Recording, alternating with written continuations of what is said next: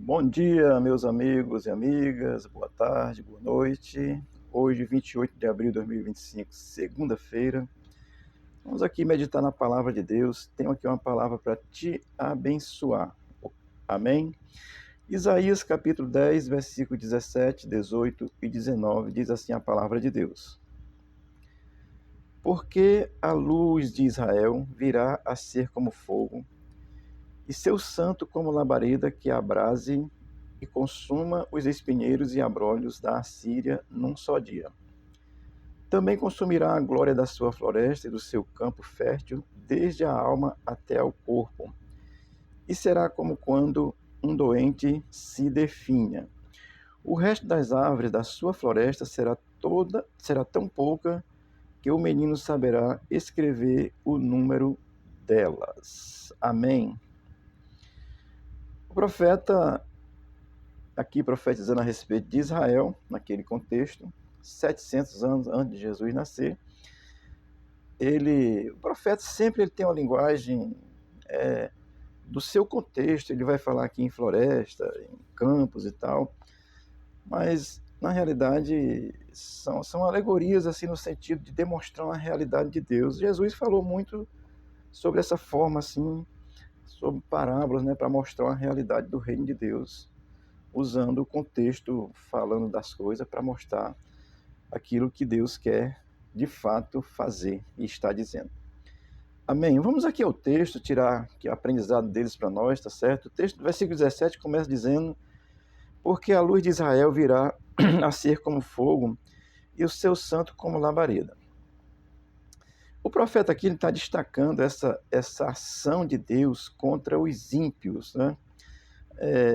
Aqueles que não creem em Deus. Israel o povo escolhido de Deus, tá certo? E naquele contexto estava pecando, já expliquei para você, se você vem acompanhando, mas a Síria foi levantada como inimigo do povo de Deus, o próprio Deus levantou para corrigir, Deus faz isso, para ensinar, para corrigir o seu povo, que a ideia de Deus é que a pessoa se volte para ele. Israel estava afastado. Mas o profeta destaca aqui assim essa condição de que dos ímpios, né? A luz de Israel será como fogo e o seu santo como labareda. Ele está destacando essa condição mesmo, daqueles que não creem. Daqueles que não creem em Deus, Deus é fogo consumidor, destruidor. Israel sabia disso, então o profeta está falando aqui dessa realidade, já tendo dito que Israel seria levado cativo, mas ao mesmo tempo ele traz, porque a profecia ela faz isso, ela corrige, ela ensina e ela também fala do amor de Deus, porque Deus quer restaurar. Amém? Então, deixa eu ler aqui Deuteronômio 9,3, que vai nos ensinar assim: sabei, pois, hoje que o Senhor teu Deus é o que passa adiante de ti como um fogo. Então, assim, Deus já havia falado, né? Esse fogo de Deus que protege aqui, se lembrar na saída do Egito, a coluna de fogo, né? Ia à frente para iluminar e tal. Então, Deus, quando esse fogo de Deus que para os que creem é fogo que abençoa, que conduz, que direciona, que traz assim ensinamento, esclarecimento. Para os ímpios é destruição. O versículo 17 ainda diz assim: que abrase e consuma os espinheiros e abrolhos da Assíria num só dia. Pronto, é o contexto do versículo 17. Verá uma destruição sobre a Assíria.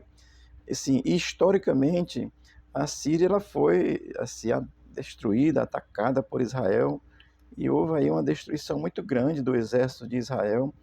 E num só dia o profeta está aqui dizendo que isso viria sobre eles e tal, porque Deus, quando traz a correção, ele traz também o escape para o seu povo, tá certo? Eu vou só ler esse texto, 2 Reis 19:35, que diz assim: naquela noite o anjo do Senhor saiu e matou 185.000 dos homens no acampamento da Assíria.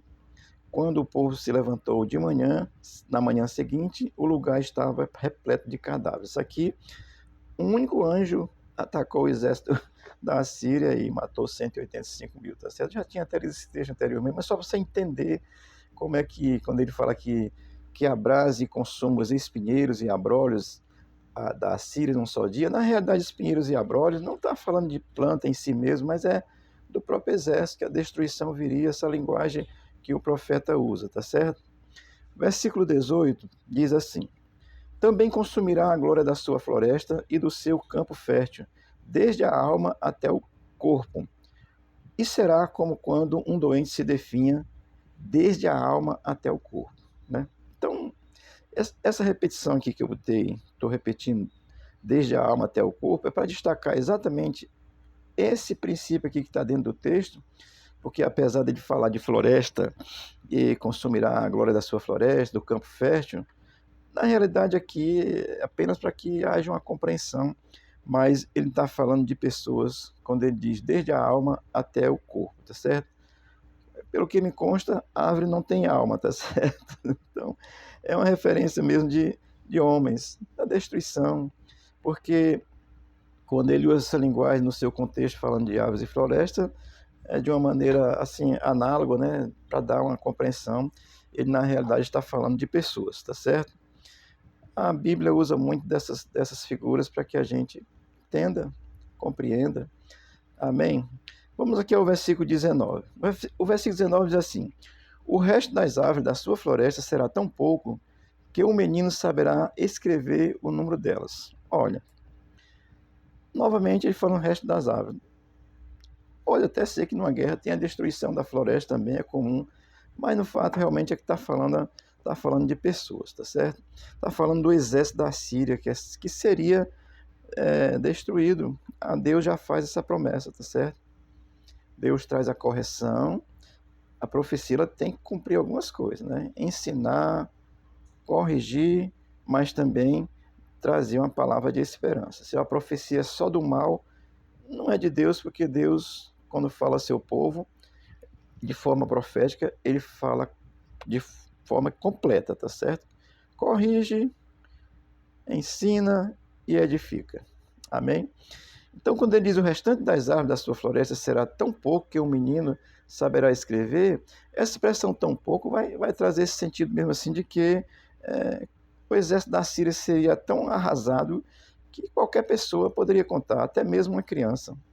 Ia sobrar tão pouca gente. Então, o profeta já está dizendo isso com relação à Síria, porque apesar de Deus ter levantado a Síria, mas a Síria se orgulhou, nos textos anteriores ele diz isso claramente, e por isso seria destruída também. Deus não lida muito bem com o orgulho, tá certo? O orgulhoso, né? Que pensa que faz as coisas por si, que é capaz por si. Não. A inteligência que você tem foi Deus que te deu. A questão é se você está usando de uma maneira que seja direcionada à vontade de Deus, que agrade a Deus, ou se você está usando o seu bel prazer, para a sua satisfação. Isso acontece muito com quem não crê, usa a sua inteligência sem nem se lembrar de Deus, sem nem achar que é Deus que dá a vida e que tira a vida também, tá certo? Amém? Então essa breve reflexão sobre Isaías capítulo 10, do versículo 17 ao 19, fica essa lição para a gente assim.